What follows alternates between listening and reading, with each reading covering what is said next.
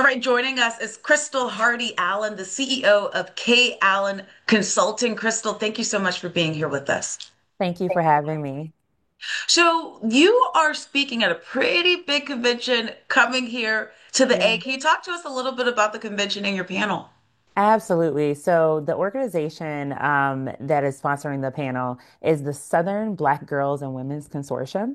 They are based here in Atlanta, Georgia, and it is an incredible organization that's a collective of Black women who are in philanthropy, activism, and also just girls' work. So like youth-oriented work, and they provide so many different capacity building opportunities. The conference is one of them for Black women to convene and learn and grow together and network and be able to leave fully nourished to go back out into the community and do the incredible things that they do every day. The panel, well, actually, the workshop opportunity that Workshop. I have, yeah, is to present a presentation about what it means to thrive under fire.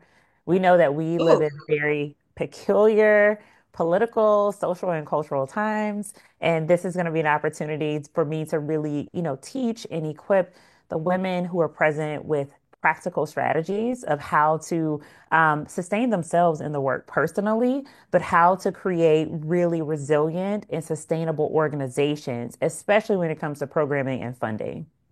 absolutely. I mean, that is powerful. Thriving under fire, I mean, under Yeah. pressure. Yes. At church, we call it when Jesus was asleep through the storm.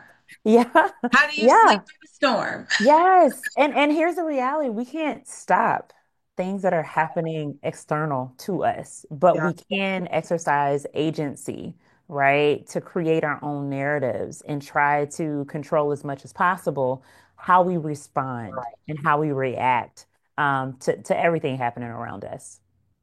Absolutely. And I mean, that's part of the dream, right? That's why Yeah. it is the Black Girls Dream Conference. Yes. And they are, I'm sure it's going to be so exciting for everyone that is going to be attending. Let's get a little bit about your background. You do have a Yeah. book out. Yes, yes. So the name of my book is What Goes Unspoken. And I am actually a former educator turned social entrepreneur. And my journey in educational leadership as well as in entrepreneurship has afforded me a lot of space and time and experiences through the layers of my gender, race, my socioeconomic background. I'm a first generation college graduate, and just being a woman of faith and a Black girl from the South. And navigating through those spaces and having to constantly think about inclusivity, equity, diversity, belonging, fairness, justice, all these things.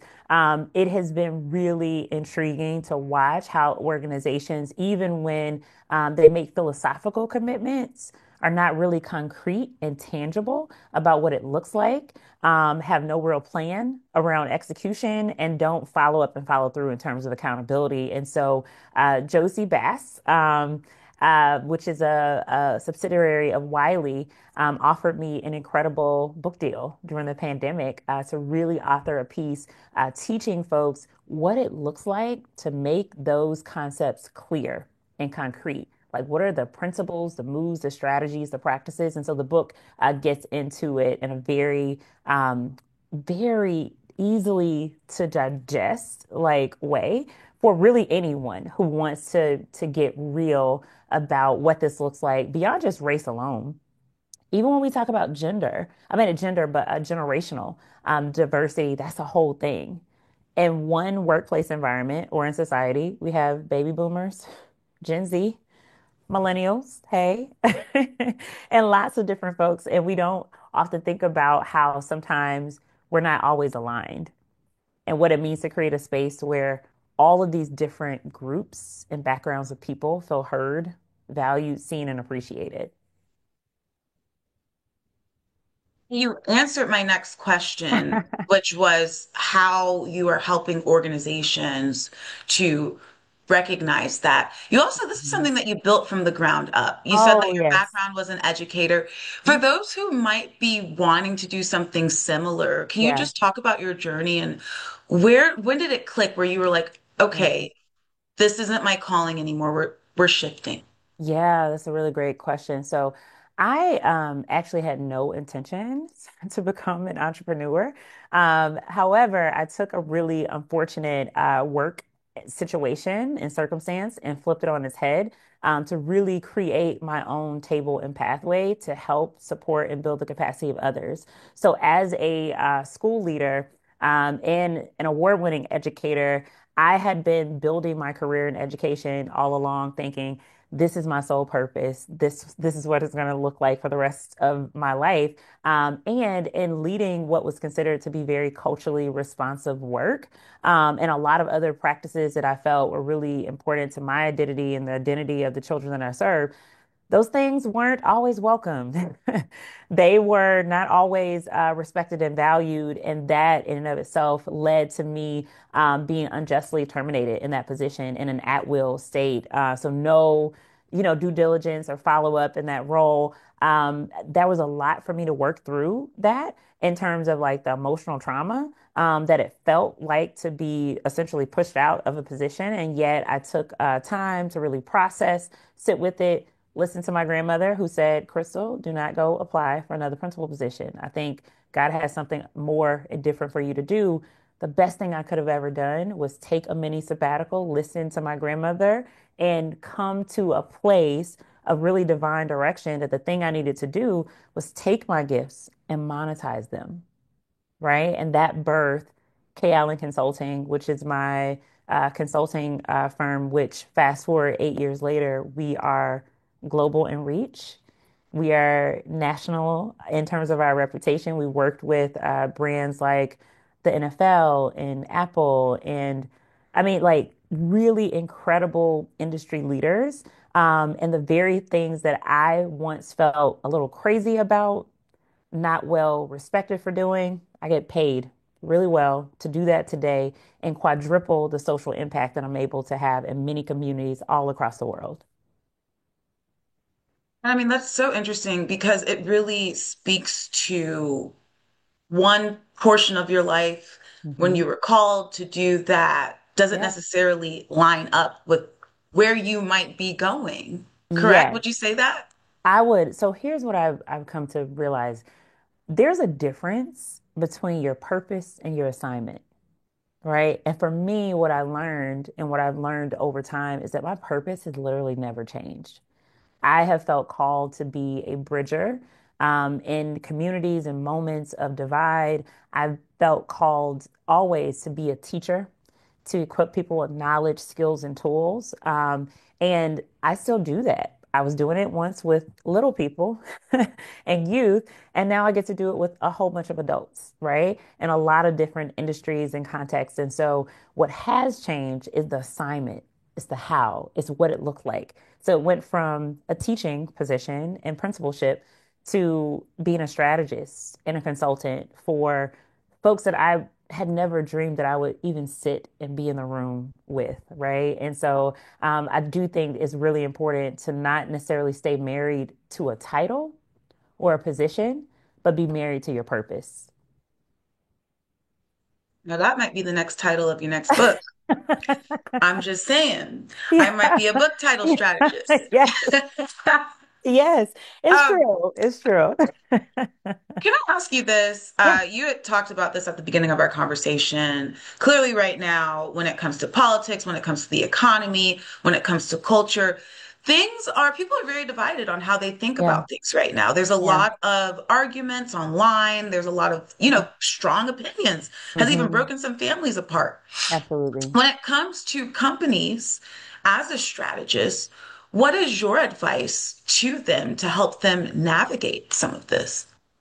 Yeah, I think number one, company leaders, and I would even say folks in the nonprofit sector too, have to be really educated and stay aware of the legislative, happening so that they understand what is enforceable and what they need to be compliant to versus what is politically performative, right? And there's a really big difference between understanding mandates and how organizations need to strategically move, even in terms of nomenclature or naming, right? Like if they are in a state that literally does not allow them to use the acronym DEI, but they are still married to the principle, the philosophy, and the values of that work.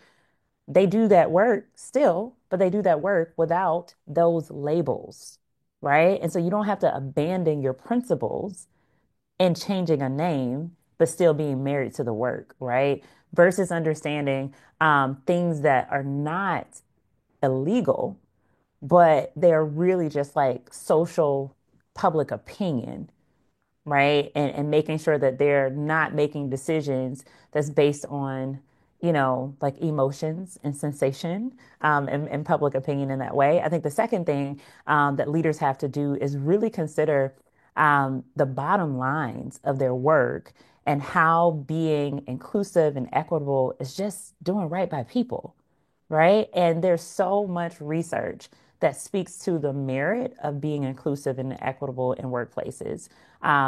There's a drop of 50% in turnover rates for companies that Deloitte found in recent research, in which companies and nonprofits that invest in inclusive and equitable practices are able to reduce their turnover rate by 50%. That means they're losing less people, right?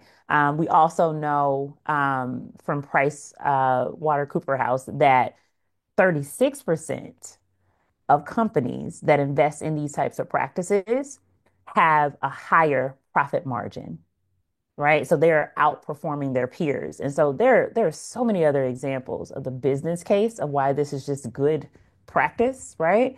But we also have lots of examples of what happens when we don't do right by people, no matter what the identities of the people are and no matter what we call the work.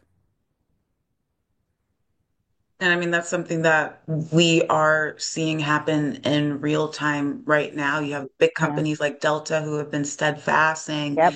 we're not changing anything. Then you have Target, Hmm. and we see what's happening And with we see that what right now. exactly. Yeah.